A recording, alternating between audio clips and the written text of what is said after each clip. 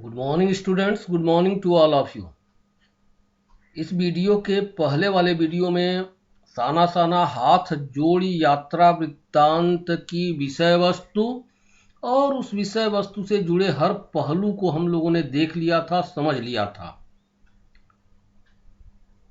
विषय वस्तु और विषय वस्तु से जुड़े जितने प्रसंग थे सब पर चर्चा हुई थी।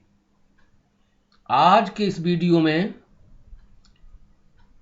जितने पॉसिबल प्रश्नोत्तर हो सकते हैं, जितने संभावित प्रश्नोत्तर हैं एक्सरसाइज के या विषय वस्तु से, उनका लिखित रूप आपके सामने है। आप इनको अपने नोटबुक में लिख लेंगे, याद कर लेंगे। आप जानते हैं कि कृतिका से 2 प्रश्न 3-3 अंक के होते हैं, तो लिख लेना और इनको याद कर लेना बहुत जरूरी है। हम इन प्रश्नों को देखते हैं और इन प्रश्नों को समझते हैं। ओके, यहां पहला प्रश्न है गैंगटॉक, जिसको गंगटोक भी कहा जाता है, सिक्किम की राजधानी है। गैंगटॉक या गंगटोक का प्राकृतिक सौंदर्य आपके सामने है। तो प्राकृतिक सौंदर्य का चाहे गंगटोक का पूछे, चाहे युमथांग का पूछे, कोई भी प्राकृतिक सौंदर्य हो, आप यही लिखेंगे। गंगटोक सिक्किम की राजधानी है। यहाँ का प्राकृतिक सौंदर्य मन में सम्मोहन पैदा करने वाला है। यहाँ सुबह शाम रात सब कुछ सुंदर है। रात में ऐसा लगता है जैसे आसमान उल्टा लटका हो और सारे तारे बिखर कर नीचे टिमटिमा रहे हो। ढलान लेती तराई पर सितारों के गुच्छे रोशनियों की झालर की तरह से प्रतीत होते हैं।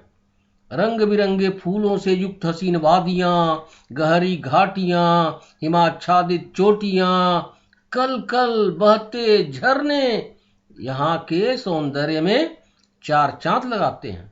यह सौंदर्य हो जाएगा प्राकृतिक सौंदर्य।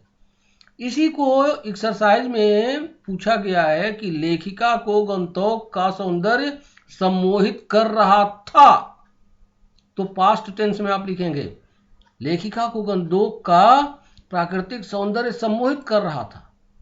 वास्तव में यहाँ का प्राकृतिक सौंदर्य मन में सम्मोहन पैदा करने वाला है। सुबह शाम सब कुछ यहाँ सुंदर है। लेखिका को ऐसा लग रहा था, रात के समय लेखिका को ऐसा लग रहा था जैसे आसमान उल्टा हो और तारे बिखर कर नीचे टिमटिमा रहे हो। ढलान लेती तराई पर सितारों के गुच्छे रोशनियों की झालर की तरह से प्रतीत हो रहे थे कहेंगे, क्योंकि सम्मोहित कर रहा था।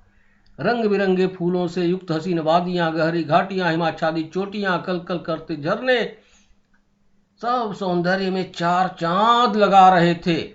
ऐसे मॉडिफाई कर लेंगे। दूसरा प्रश्न बहुत इंपॉर्टेंट प्रश्न है।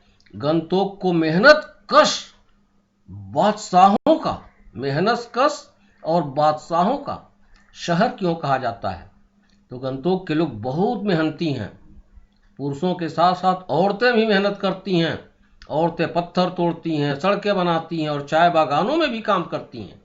बच्चे भी पढ़ाई के साथ साथ अपनी माताओं के साथ मवेशियां चराते हैं। मवेशियां जानवर पानी लाते हैं, लकड़ियों के गट्ठर भी ढोते हैं। इनका जीवन भले ही संघर्ष से भरा है, लेकिन जीवन बादशाहों जैसा मस्ती एवं आनंद से भरा है। बादशाह भी दिखा देंगे, मेहनत भी दिखा देंगे। नेक्स्ट है श्वेत एवं रंगीन पताकाओं के बारे में। पाठ में आपको बताया गया था श्वेत एवं रंगीन पताकाओं के बारे में प्रश्न पूछा जाएगा। प्रश्न है भी एक्सरसाइज में, तो आप बताएंगे कि सिक्किम में श्वेत एवं रंगीन पताकाएं यहाँ की धार्मिक आस्था को दर्शाती हैं। सिक्किम में श्वेत एवं रंगीन पताकाएं यहाँ की धार्मिक आस्था को दर्शाती हैं।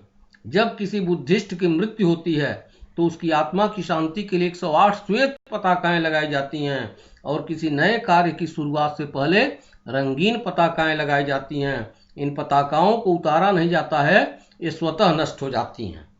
ओके,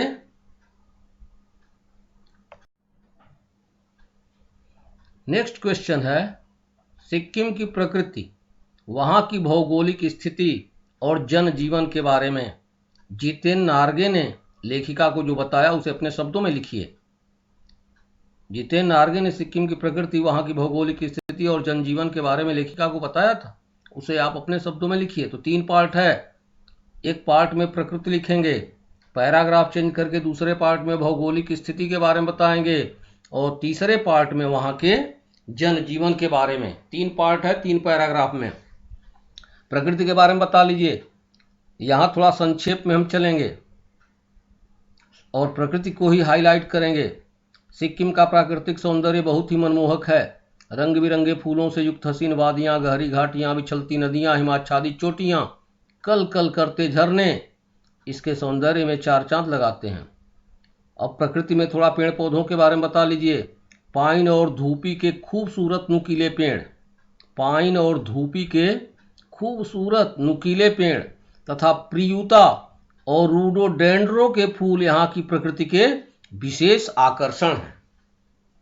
पाइन और धूपी के खूबसूरत नुकीले पेड़ और प्रियुता तथा रूडोडेंड्रो के फूल यहाँ की प्रकृति के विशेष आकर्षण हैं। प्रकृति हो गई। अब चलिए भौगोलिक स्थिति। भौगोलिक स्थिति क्या है? Geographical condition. सिक्किम भारत का पूर्वोत्तर प्रदेश है। यह पर्वतीय रमणीय स्थल है। यहाँ से थोड़ी दूरी पर ही चीनी सीमा है। ऊंची ऊंची पहाड़ियाँ हैं, गहरी घाटियाँ हैं, सकरे एवं घुमावदार रास्ते हैं। यह इसकी भौगोलिक स्थिति है। भौगोलिक स्थिति आपने देख ली। जनजीवन के बारे में, जनजीवन यहाँ बहुत ही कठिन है। लोग बहुत मेहनती हैं, धर्म कर्म में आस्था रखते हैं, बौद्ध धर्म को मानने वाले हैं। औरतें, पहाड़ी औरतें बहुत मेहनती होती हैं, पत्थर तोड़ती हैं, सड़कें बनाती हैं और चाय बागानों में भी काम करती हैं। यह जनजीवन हो गया। बच्चों को भी आप दिखा सकते हैं। बच्चे भी पढ़ाई के साथ साथ घर के कामों में मदद करते हैं। 3 मील दूर पहाड़ी चढ़ करके पढ़ने जाते हैं और लौटने के बाद मवेशी चराते हैं, पानी लाते हैं और अन्य घरेलू कामों में मदद करते हैं। या इतना भी लिखेंगे क्योंकि आंसर बड़ा हो जा रहा है, तो बच्चों को छोड़ भी सकते हैं। नेक्स्ट है, लॉन्ग स्टॉक में घूमते हुए चक्र को देखकर लेखिका को पूरे भारत की आत्मा एक सी क्यों लगी? लॉन्ग स्टॉक एक जगह है जहां गाइड फिल्म की शूटिंग हुई थी, और माना जाता है कि भूटिया और एक और वहाँ की जाति है जो इसमें मैं भूल रहा हूँ, उसमें बताया था मैंने। लॉन्ग स्टॉक में इन दोनों जातियों का, स्थानीय जातियों का बहुत लंबे समय से विवाद चल रहा था। यही वह विवाद हल हुआ था। तो लॉन्ग स्टॉक में एक चक्र है, धर्म चक्र। माना क्या जाता है कि इसको घुमाने से सारे पाप धुल जाते हैं। तो लॉन्ग स्टॉक में एक धर्म चक्र है। माना जाता है कि इसे घुमाने से सारे पाप धुल जाते हैं। यह जानने के बाद लेखिका को लगा कि धर्म के संबंध में इस देश के लोगों की आस्थाएं, पाप पुण्य की अवधारणाएं, मान्यताएं, विश्वास, अविश्वास सब एक जैसे हैं। यानी भारत की आत्मा एक जैसी है। बात समझ में आई? लॉन्ग स्टॉक में एक धर्म चक्र है। माना जाता है कि इसे घुमाने से सारे पाप धुल जाते हैं। यह जानने के बाद लेखिका को लगा कि भारत की आत्मा एक है। धर्म के संबंध में इस देश के लोगों की आस्थाएं, पाप पुण्य की अवधारणाएं, मान्यताएं, विश्वास, अविश्वास सब एक जैसे हैं। यहाँ लोग धर्म चक्र में विश्वास रखते हैं तो मैदानी भागों में गंगा स्नान तथा व्रत उपवास में सब जगह एक जैसी आत्मा है। आत्मा एक जैसी है भारत की। ओके, आगे देखते हैं।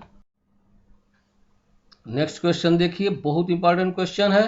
कटाव। कटाव के बारे में आपने पढ़ा, जिसे भारत का स्विट्जरलैंड कहा जाता है। कटाव पर किसी दुकान का न होना वरदान है। वरदान है, ऐसा क्यों? कटाव पर किसी दुकान का न होना वरदान है, ऐसा क्यों? क्यों वरदान है? इसको एक पैराग्राफ में प्रूफ करेंगे। और भारत के अन्य प्राकृतिक स्थलों को वरदान बनाने में युवा नागरिक की क्या भूमिका हो सकती है, इसको दूसरे पार्ट में करेंगे। तो कटाव पर किसी दुकान का न होना निश्चय ही वरदान है, क्योंकि दुकान न होने के कारण यहाँ गंदगी या प्रदूषण नहीं है। यही सबसे बड़ा वरदान है, जिसके कारण आज भी इसका नैसर्गिक सौंदर्य, प्राकृतिक सौंदर्य, नैसर्गिक सौंदर्य यानी प्रकृति से जुड़ा हुआ सौंदर्य आज भी बना हुआ है, जिसके कारण इसे भारत का स्विट्जरलैंड भी कहा जाता है। तो कटाव पर दुकान का न होना निश्चय ही वरदान है, क्योंकि दुकान न होने से यहाँ गंदगी या प्रदूषण नहीं है। आज भी इसका नैसर्गिक सौंदर्य बना हुआ है, जिसके कारण इसे भारत का स्विट्जरलैंड कहा जाता है। दुकान होने या बाजार होने या टूरिस्ट स्पॉट विकसित होने से यहाँ सैलानी आते, भीड़ बढ़ती और भीड़ के साथ साथ प्रदूषण बढ़ता कि नहीं बढ़ता?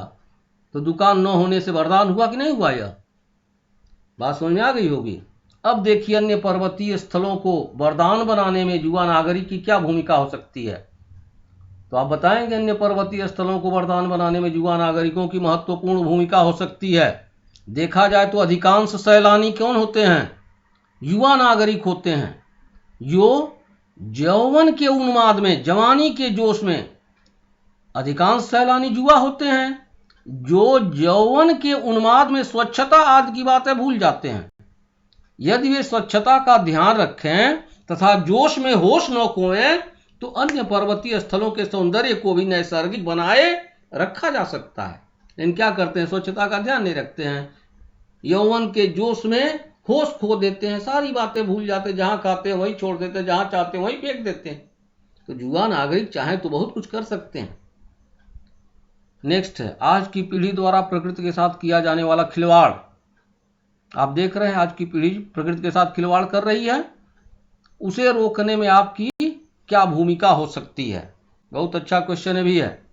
तो आज की पीढ़ी अपने क्षणिक एवं तुच्छ स्वार्थों के लिए, क्षणिक एवं तुच्छ स्वार्थों के लिए पेड़ पौधों को काट रही है, जंगलों को उजाड़ रही है और नदियों को प्रदूषित कर रही है। पेड़ पौधों को काटने से थोड़े बहुत पैसे मिल जाए, क्षण भर की आपूर्ति हो गई, तो क्षणिक लाभ होता है। लेकिन पेड़ पौधों के काटने का जो परिणाम होता है वह दूरगामी परिणाम होता है। तो आज की पीढ़ी अपने क्षणिक तथा तुच्छ स्वार्थों के लिए पेड़ पौधों को काट रही है, जंगलों को उजाड़ रही है और नदियों को प्रदूषित कर रही है, जिसके कारण प्रकृति एवं पर्यावरण का संतुलन बिगड़ रहा है। बेमौसम वर्षा, भूकंप, बाढ़, सूखा जैसी प्राकृतिक आपदाएं उत्पन्न हो रही हैं, प्रदूषण बढ़ रहा है, जीव जंतुओं तथा लोगों के स्वास्थ्य पर प्रतिकूल असर हो रहा है, भयंकर बीमारियां हो रही हैं। यह खिलवाड़ हो गया। अब उसे रोकने में आपकी भूमिका नेक्स्ट पेज पर है।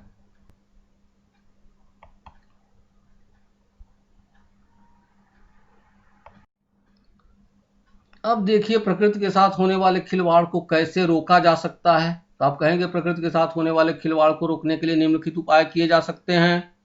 पेड़ पौधों को न काटने तथा अधिक से अधिक पेड़ लगाने के लिए लोगों को प्रेरित कर सकते हैं।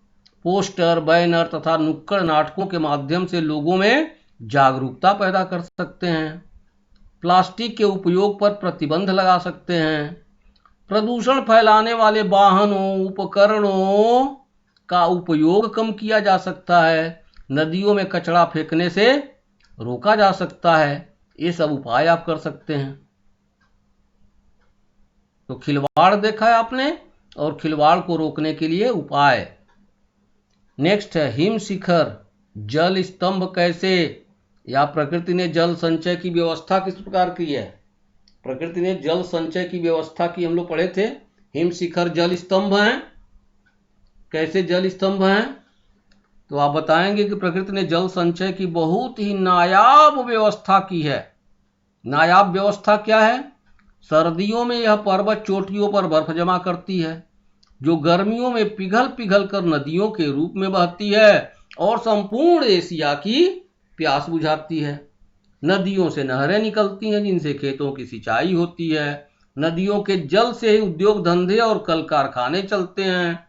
हिम शिखर जल स्तंभ का काम करते हैं। मैदानी भागों में साल भर इनसे जल की आपूर्ति की जाती है कि नहीं? देखा आपने प्रकृति ने जल की व्यवस्था कैसे की है, और हिम शिखर जल स्तंभ कैसे हो गए। ओके, बाकी क्वेश्चंस हम लोग नेक्स्ट वीडियो में करेंगे। Thank you.